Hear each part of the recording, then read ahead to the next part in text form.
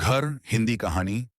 घर रिद्धि का 36वां जन्मदिन था और उसने तय कर लिया था कि अब वह माँ पापा के साथ न रहकर अलग फ्लैट में रहेगी। उसकी प्रैक्टिस अच्छी चल निकली थी, जरेनिया, और उसे लगता था कि अब वह पूरी तरह आत्मनिर्भर है। परंतु माँ का कहना था कि वह घर से तभी जाएगी जब उसकी शादी हो जाएगी। होगी वह एक सफल गायनेकोलॉजिस्ट, पर मम्मी उसको सफल तभी मानेगी जब वह अपना बच्चा पैदा करेगी। सिद्धि रिद्धि से 2 साल छोटी थी और 1 साल पहले तलाक देकर वापस घर आ गई थी। उसका अपना स्टार्टअप था और उसे स्थापित करने के लिए संघर्ष कर रही थी। कभी रात को 12 बजे वापस आती थी तो कभी वहीं ऑफिस में रह जाती थी। उसने सफलता की देवी के लिए अपना खाना पीना, सोना जागना सब ताक पर रख दिया था। कभी कभी दोस्तों के साथ देर रात तक बाहर पार्टी करती थी। घर आती तो उसके मुंह से सिगरेट और शराब की बदबू आ रही होती।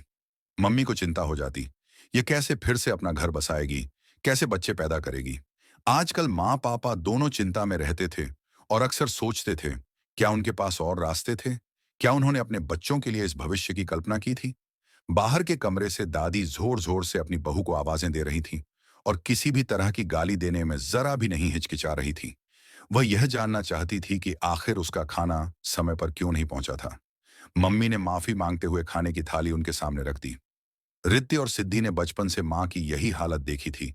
पापा बाहर चाहे कितने बहादुर बने, पर अपनी माँ के सामने एकदम फिसड्डी बन जाते थे। दादी को यह शिकायत थी कि माँ ने खानदान को वारिस नहीं दिया और 2 बेटियों की शादी का बोझ पापा पर लाद दिया था। पापा भी अजीब थे, कभी भी घर में मेहमान ले आते थे। उन्हें घर के काम गुड़ियों का खेल जैसे लगते थे। ऐसे में माँ की बस एक ही इच्छा थी कि उनकी बेटियां किसी तरह से आर्थिक रूप से आत्मनिर्भर बन जाएं और उन्हें पति तथा ससुराल से सम्मान मिल सके। रिद्धि सिद्धि भी अपनी माँ की स्थिति देख रही थी और चाहती थी अपने लिए बेहतर जीवन का निर्माण कर सके। रिद्धि को जब एमबीबीएस में गोल्ड मेडल मिला तो उन्हें लगा उनकी सारी समस्याओं का अंत हो गया। पापा बहुत खुश थे, फिर भी उन्हें रिद्धि के दहेज की चिंता लगी हुई थी। सिद्धि ने अहमदाबाद से एमबीए किया और अपने एक सहकर्मी विशाल से विवाह कर लिया। परंतु विवाह के लिए दोनों के पास ही समय नहीं था। लगातार यात्राओं से वे थके हारे रहते थे। घर में खाना बहुत कम बनता था। शादी के 2 साल हो गए थे। कभी कोई संबंधी या मित्र उनके यहाँ एक रात बिताने भी नहीं आया था। विशाल चाहता था वह परिवार बढ़ाए और सिद्धि को डर था बच्चा आ जाने से उसका कैरियर पिछड़ जाएगा और वह अपनी माँ की स्थिति में पहुंच जाएगी। माँ पापा दोनों ने परिवार की अहमियत पर उपदेश दिए, परंतु सिद्धि यही कहती रही कि अभी जल्दी क्या है, वह अभी 30 की ही तो है। कुछ वर्ष पूर्व तक रिद्धि विवाह न हो सकने के कारण बहुत उदास रहती थी। उसे लग रहा था बच्चा पैदा करने की सही उम्र निकले जा रही थी, पर 35 के होते न होते उसने अपनी नियति स्वीकार कर ली थी। नाना नानी न बन सकने के कारण माँ पापा बहुत उदास रहते थे। एक दिन शाम को वे चारों इकट्ठे बैठे यही सब बातें कर रहे थे तो रिद्धि ने कहा, किस लिए चाहिए बच्चे? पापा, आपकी 2 बेटियां हैं तो आपका वाई क्रोमोसोम तो वैसे भी नई पीढ़ी तक नहीं जा सकता, और माँ आपका माइटोकॉन्ड्रिया आपकी बहन की बेटियों द्वारा आगे पहुंच जाएगा। यह क्या बात हुई बेटा? बच्चे को बड़ा करना सबसे संतोषजनक अनुभव होता है, माँ ने कहा।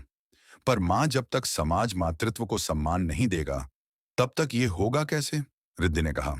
बिल्कुल, सिद्धि ने कहा, हमें आपसे बेहतर जीवन मिल सके इसके लिए माँ आपने हमें आर्थिक रूप से आत्मनिर्भर बना दिया। इस पूरी कोशिश में बच्चा कब कैसे पैदा होगा, इसकी चर्चा न कभी घर पर हुई, न स्कूल कॉलेज में, न कभी ऑफिस में औरतों के इस रोल को लेकर कुछ बदलाव लाए गए। आपकी पीढ़ी ने बदसूरत के साथ खूबसूरत भी बहा दिया और अब देखो कितनी खोखली हो गई है हमारी जिंदगी।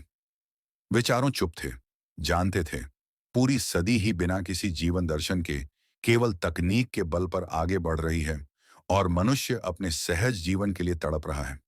अगर ये कहानी आपको अच्छी लगी तो कमेंट करने हमें जरूर बताएं।